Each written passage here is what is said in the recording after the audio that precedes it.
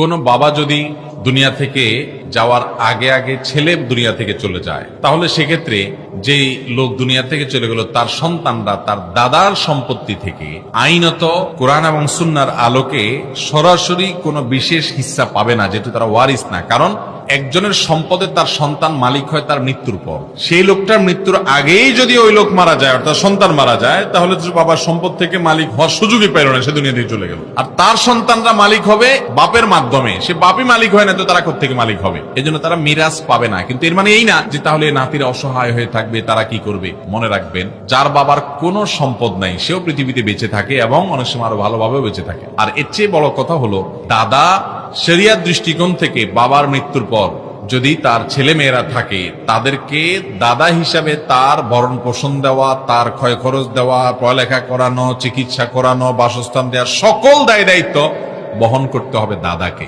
কাকে বহন করতে হবে? দাদাকে বহন করতে হবে।